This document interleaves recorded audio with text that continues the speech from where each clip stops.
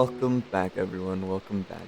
Good morning, good evening, good night, good afternoon, whatever you're doing, however you're doing. Welcome back to the Amber City. Last time we got to finally get this all finished up, and I'm actually really quite happy with it. It is exactly how I wanted it to feel. It is overgrown, but it's filled to the brim. It feels used, lived, acquired, and that's exactly what I was going for. Today we are going to be working on something different. And I'm sorry to disappoint you, but it's not the backs of these buildings. I will eventually get around to putting backs on them so that you can view the entire city from the rest of the world. But in the meantime, I thought I'd show you some things that I did a little off camera. Nothing too special, but I felt like the top of the building was a bit empty. So I decided that I wanted to slot in some rooftop accessories. And that was this little garden wall and a water well that would sit on top. And I thought those two just fit in nicely and filled out our building.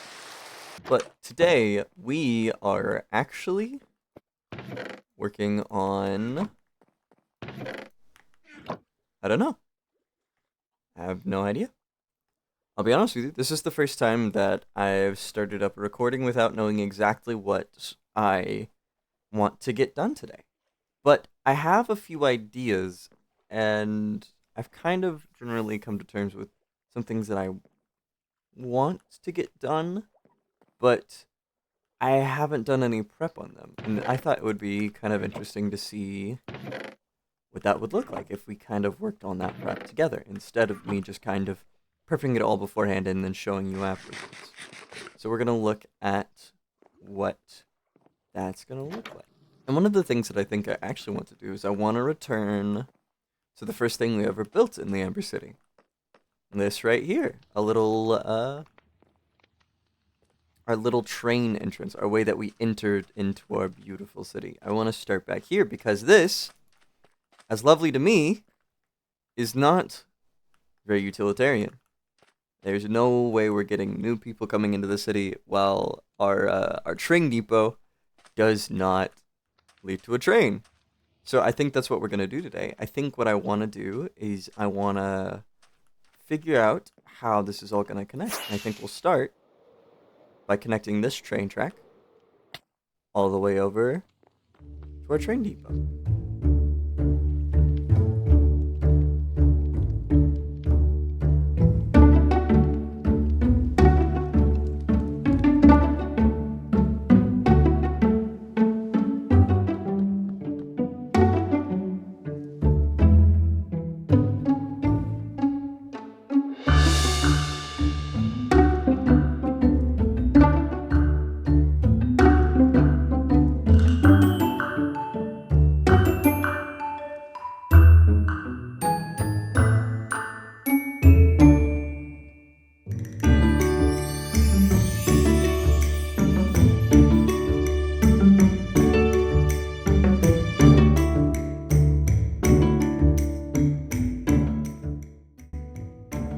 Right. We got ourselves a train track. I guess we gotta start on the train now.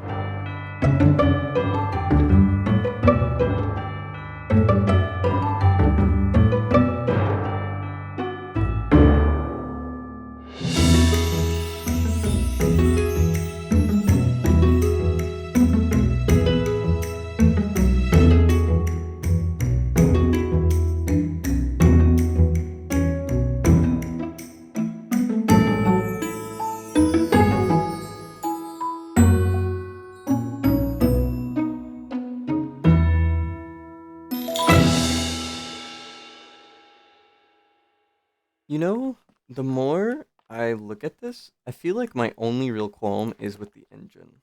And it may just be because we're in a mountain region, and so the stone texture of tuff is blending in with the stone texture of the stone. But I think I may want to try mixing in a different block instead of tuff itself. I'm not exactly sure if this is going to work, if I'm going to love it, but I really have to try it because I think this may get the feeling that I'm going for a lot better than the tough blocks do.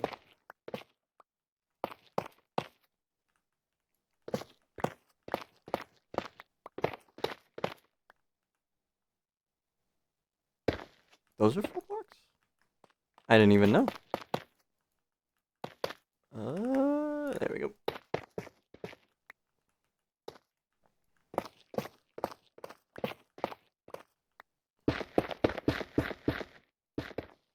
Okay, let's just take a look.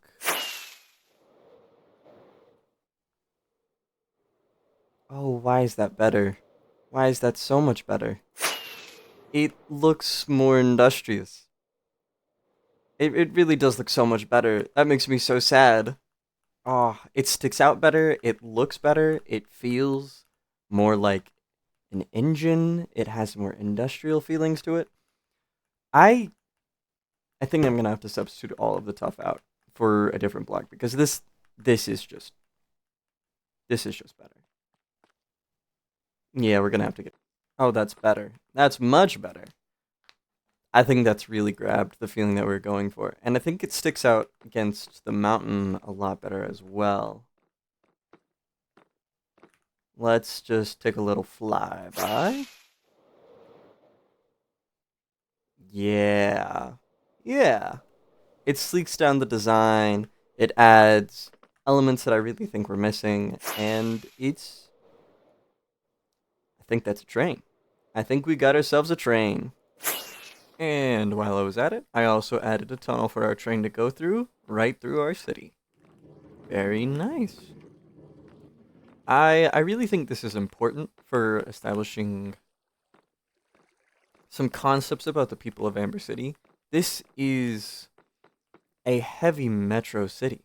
They depend on this transport for their exports, their imports. They are very high up in the mountains.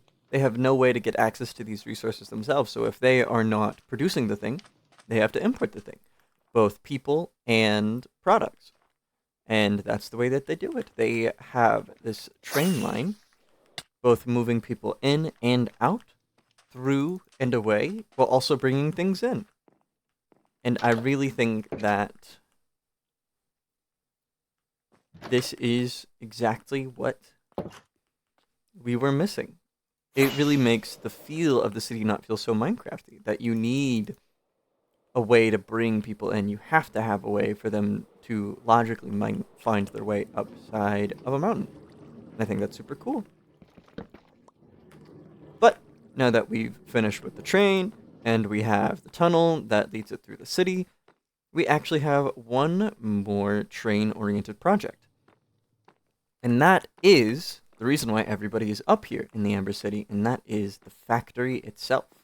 I've kind of laid out a general idea of the shape and the floor plan of the factory itself, but I want to not start with the factory, but instead work on the train depot that is going to run through the factory.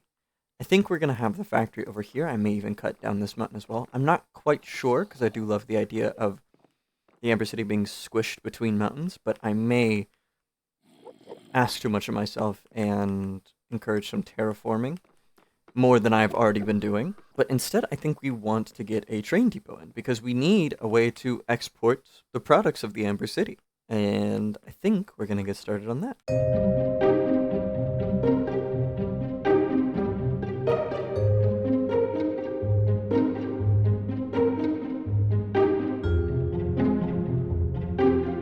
One mountain down, one to go.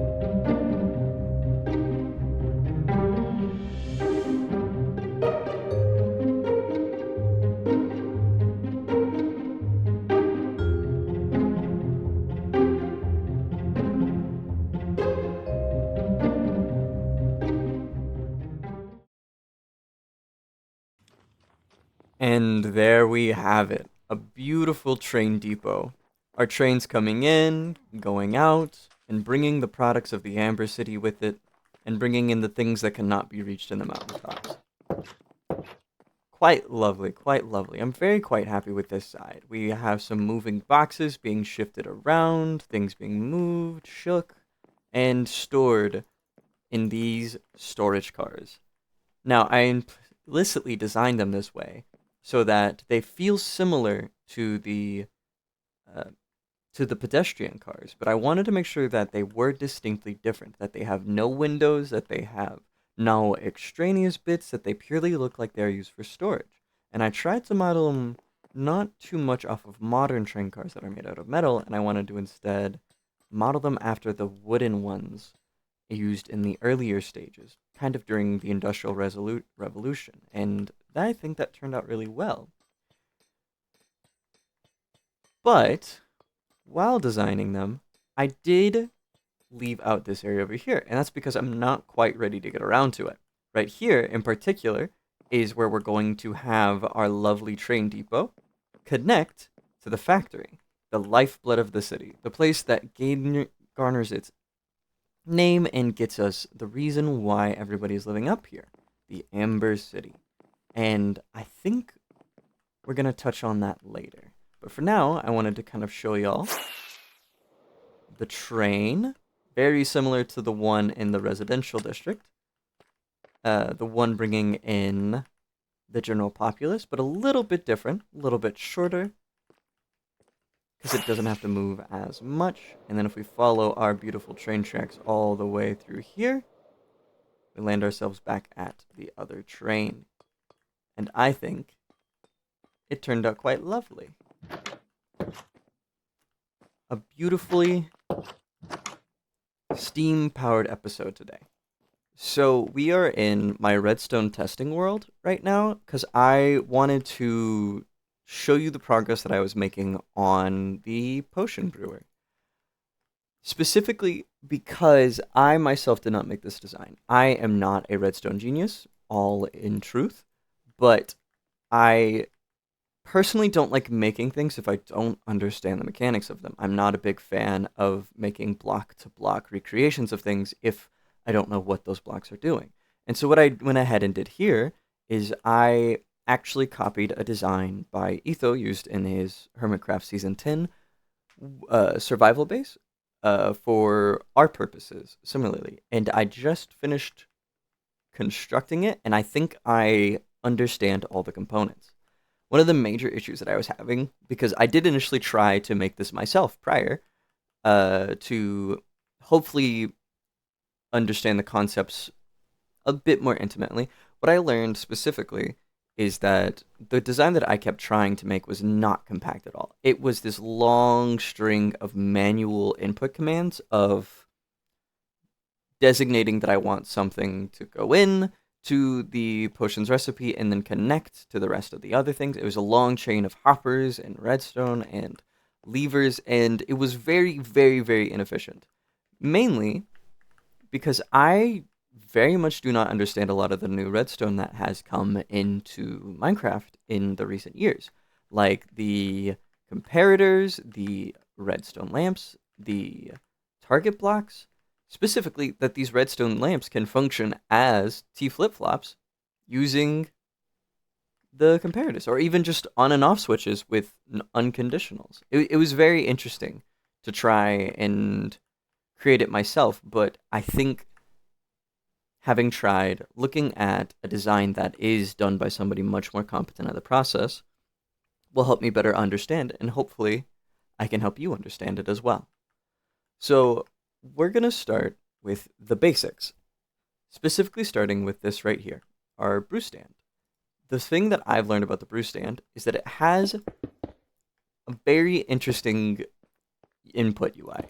It cannot be inputted from anywhere, from what I understand. You specifically have to input ingredients from the top. It can't take it from the sides, it can't take it from the bottoms, whenever it comes to hopper inputs specifically. This was one of the weirdest things to play around with and try and understand spatially what it can do. Because when playing around with this, I realized that I can't have the ingredients come from the side. I am specifically limited by this. If I do not input my ingredients from the top, I do not have an automatic system. So the only things that we also need to input are water bottles and blaze powder. And thankfully, those can be inputted from the side. From this side or this side. And it'll come in. Obviously, it can come from all sides, but that's irrelevant. And as well as our blaze powder being able to come from the sides, our water bottles can come from the sides as well. They both input from the side. Very interesting. It seems like they designed the brewing stand understanding that they want you to make designs in a specific way. They don't want you to be able to line up the ingredients linearly just from a single hopper and have it input and repeat that process, which is really cool. And it's where we get to the basis of this design. You have to input things in a specific way. And the way to do it in the most compact way, instead of making all these processes happen farther away so that they are more efficient, you instead compact it. Starting with this right here, which is our component selector. Really, really cool. Very, very interesting to think about. Instead of doing a manual input of putting the ingredients inside, you instead tell the machine what you want it to do. And what that does is that triggers our comparators to power our sticky pistons that are attached to target blocks, and the target blocks will redirect this redstone line to the target block. And when we pulse the system, it will cause the system to send a single one of those ingredients in that linear order down the hopper chain, into our hopper, and down into the brewing stand, which makes it much, much more interesting. Very cool concept. Very, very cool. And the next component of this is the water bottles itself, which I actually did understand this one a little bit more because we had to learn it to recreate the mud maker. And I think the concept is very similar. It functions a little bit differently because it's not recycling the water bottles. Instead, it is making new water bottles every time using this of a signal strength of 1 from having one item in here will turn off this. So we'll turn off the redstone torch. Once the brewing stand needs water bottles, it will pull them. This will then create the water bottles that will then cycle into our brewing stand.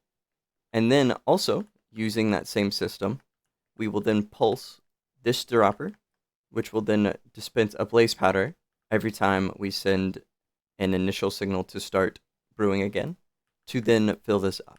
And this is another mechanic that I actually did not know, is that if you have a full inventory and you signal a dropper, it does not spit it out. It doesn't drop it as an item. It will just keep it in there. For example, if it is empty, it'll fill up the slot. But if it's not, it doesn't do anything. And that was a really interesting thing to learn about droppers. And that informs the way the system works of if it needs one, it will take one. If there is no room, it will not take it. But this also functions on the same principle of when this is empty, we will have our comparator send out a signal of 0, and it will turn off our system. We have this signal, which then locks this hopper, which then starts the process. And we'll ask it to send more potions. I turned off this. So it's just making awkward potions. But now that we have this turned on, it should send for a rabbit's foot. There we go. Now it works. And the process will repeat until it fills it up or until we turn it off. Thank you, Past Me, for that divulging into our pre-planning for the city itself and getting an insight into how technically incompetent I really am. I hope somebody learned something from that, because I definitely did. I was not kidding. That was a very extensive process for me, especially trying to digest exactly what it means to make an automatic brewer. And I'm so glad that we get to bring that to life in the Amber City itself. We're going to get to use that to kind of make the city come to life. And I'm really excited for that. Not only are these individual industrial aspects going to bring the feeling of the city together, but it's also going to empower us to go on our own processes and do whatever we really like to kind of bring a world together that wouldn't have existed otherwise. But I think that'll be it for today. Thank y'all for watching, and I'll see y'all next time in the Amber City. Bye bye.